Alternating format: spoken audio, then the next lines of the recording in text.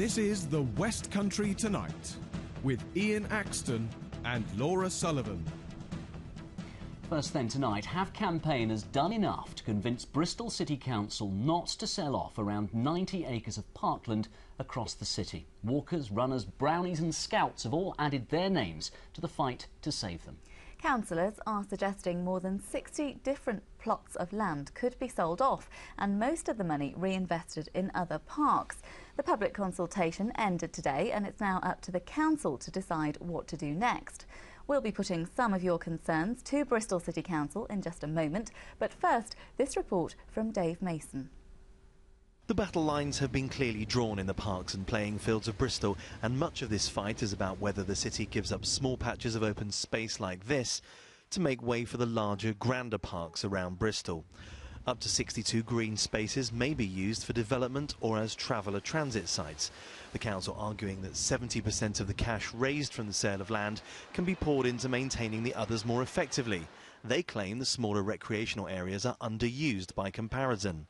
Back on one of the sites under threat, 10-year-old Toby Rice won't take that lying down and is taking the City Council head-on with a 1,000-strong petition from his scout group. They depend on the site to keep going. I don't think they should be built on because, the city's already so built up. What would you say to those decision makers? That you shouldn't sell off this land because of the 60-second scouts and other people using this land. I just wish the council would come up more frequently and actually see what we do. You can't run a group if you haven't got funds coming in, and the field is our main fundraiser activity field. I mean, without that, the group's finished. Bristol City Council told us that we won't see for sale signs springing up straight after a decision is made, but that the land will be sold off over a 20-year period. Council officers will now look at the many thousands of responses so that they can then produce a list of the parks to be sold off in December. This is Dave Mason in Bristol for the West Country Tonight.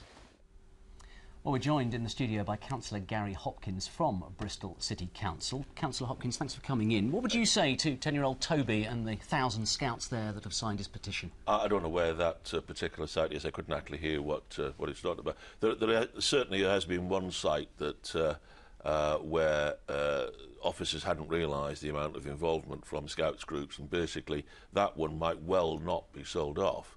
And in actual fact, this has been a consultation which we specifically wanted as much involvement as possible. The majority of the sites has been no controversy about at all. But your officers have been working on this for 5 years. Surely Yes. they should know the details of the land that they're proposing to be sold off. It shouldn't take a 10-year-old boy to point it out to them. Well, in actual fact, if it's the site that I actually think about it, there was actually a lot of building work had been going on next door, so the site had temporarily, for quite some while, not actually been used properly, and therefore the usage of the site was hidden from the officers because of that. Basically, what we've also discovered is in some cases people had not valued sites particularly well, and all of a sudden have shown quite a bit of interest in them. That's been the case in a few cases. We will, in actual fact, in most cases, be proceeding. Some cases will be amended, and some will not proceed, and that's what a consultation's all about. The money is, in actual fact, and the process has been worked on for 5 years now, and it's all about investing in our parks. They were neglected for nearly 30 years. You say it's about investing in your parks, but only 70% of the money that you'll get from selling them off is going back into them.